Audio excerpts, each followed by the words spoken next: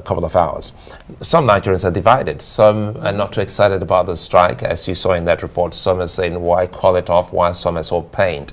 Does labor, organized labor, have any message for those Nigerians that are counting their losses owing to the strike? Good evening, Sulai, good evening, Ngozi, and good evening, viewers. The first thing is, everybody have different motives, most especially the Nigerians out there. There are some people that want you to embark on strike for 1 month. There are some people that, for different reasons, political reasons, religious reasons, because maybe they don't want to go to work. So there could be different reasons why everybody wants you to embark on strike. But for us in the labor movement, we weigh it. It's a very weighty decision before we go on strike. If you remember, I was in this studio over 3 or 4 different sections when we were hammering on the fact that we have given an ultimatum and it expires 31st of May. What the president did today, if he had done it like a week earlier, like 2 weeks earlier, we wouldn't have been here. Those marching orders should have been given before now. We gave a lot of signals. If you remember, there was a deadlock. If you remember, we walked out. So those things were signals for the authority to trigger the authority to act. So strike for us is at the last resort. And the meeting we had last week Friday, we told government, we told the government representative that we are ready to sit here and wait till midnight until they come up with an improved mandate, because we knew clearly that when we leave that meeting without anything, without an improved position, it's going to lead to an industrial action. So we waited.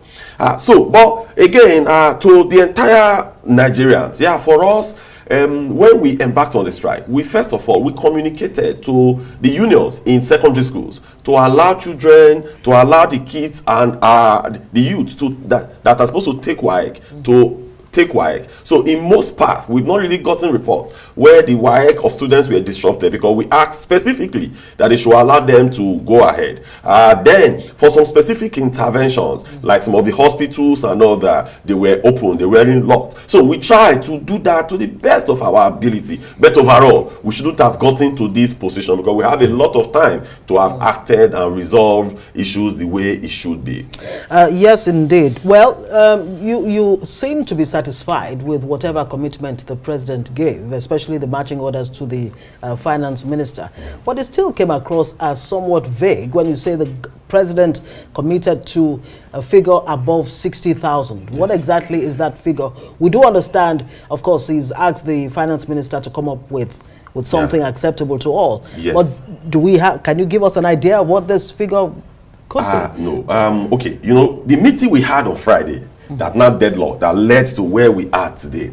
So in that meeting, they literally told us that they cannot do more than 60,000. Okay. So it was as if, that is the finality. We can't go beyond this.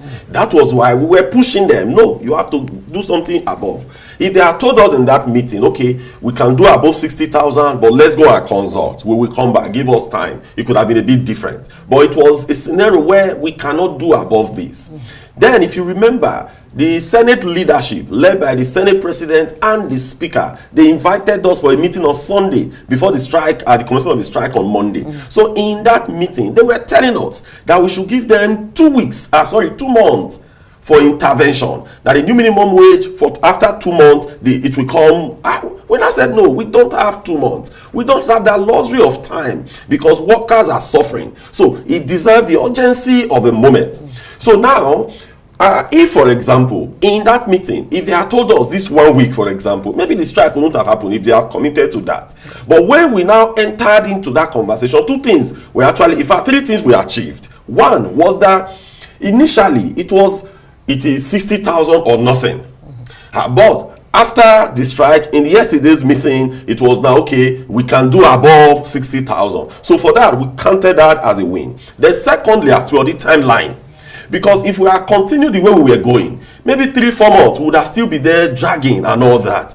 But government committing to that timeline that within 1 week, we will conclude this subject. So for us also, is also a win. Then the last one is also the attention that has been drawn to this issue now. for Mr. President to summon them today and give them marching order, that is the attention we have been trying to garner over this period. So we believe that within the next 1 week, that this subject should be resolved when government comes with an offer that respects the principle of negotiation. Because for us, there is a principle that governs negotiation, which I have explained here in this studio severally. So once they come up with that principle, the figure, do you have an idea? Because there's a meeting, because many are still asking, if you saw one of the respondents, do you have an idea of what the government is trying to work on now that they say, because 1 week is almost here? Yes. No, I can't speak for them. Maybe in addition to that. I'm not asking for them. I'm just asking if you have an idea.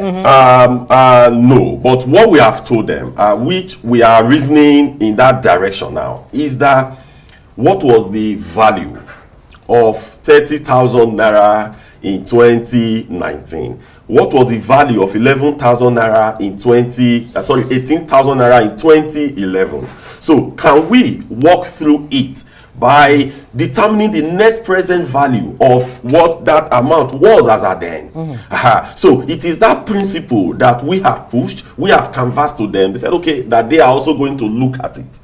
So when that is done, you know, negotiation is not emotions. Was there pushback when you brought that? When you brought that analysis, talking about the value of what where we were at the different stages of our minimum wage? Yes. Was there pushback from the government? No. They also explained the issue of affordability.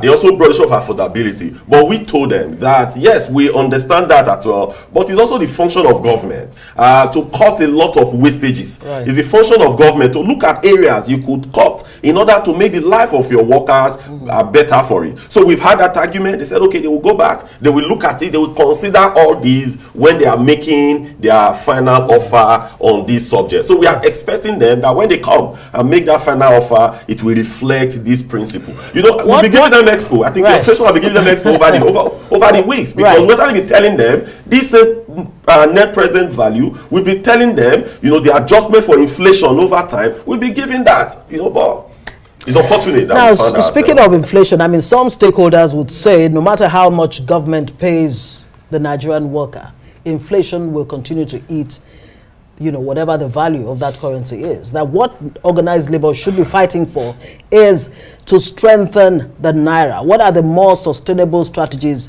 you know, policies that need to be put in place to ensure that the naira is strengthened, so that if you earned 20,000 naira, for example, it has value? Yes. You know, again, we've also been saying that it is not a matter of volume, but it's a matter of value. Right. Because today you could agree a new minimum wage of 400,000 naira. Then by next month, inflation catches it up, devaluation, the money becomes, very infinitesimal. Just don't say toilet paper. Yes. So what we do, no, infinitesimal. So what we do normally in those conversations we have with them on the minimum wage committee is very robust. Those conversations, we have been hammering on what government, for example, do you know that today, if the CNG infrastructures are developed across the nook and crannies of the country, and that the kekes that we use to come to work, the taxis, if they could be retrofitted to that CNG, they are not using CNG, the cost of transportation could crash by as high as 70%. So if that crashes, what is going to happen? You are spending less money to go to work. You are spending. So when that happens, then this instead of you using AGO to import food from different parts of Nigeria to another part, you are now using CNG buses, CNG vans. It's going to bring down the cost of transportation, which will impact in different areas and different sectors. So these are the things that we canvass during that meeting, and if you also look at the agreement we signed October 2nd, that was one of the areas we canvassed, we pushed for it. That was why government included it. Right, very quickly, before we wrap, there are other demands that you made on the issue of electricity tariff, that they should reverse the so-called band categorization. What's happened to on that, those demands? And would you like to respond to the President of the Senate when he says it's economic sabotage when you shut down the national grid? First, on On the demand, what was the first question? The other demands Okay, that you made. Yes, electricity tariff. Yeah, we've not been engaged on that. So the fixation has been on the minimum wage. Okay. But now that we've cleared that hurdle, we are going to engage them on the issues on electricity tariff. Part of the world, always bring in some economic losses. Nobody should dispel that. Even when it could be a security threat to the nation. I mean, shutting down the. We are talking about grid today. How many times has the grid collapsed in the last years? So if grid collapse, what do we call that? Do we call that economic sabotage? You remember last year over 14 times grid collapse. This year over 6 or 7 times grid collapse. What are you going to call that? Grid collapse is the same thing as shutting down power in the entire nation.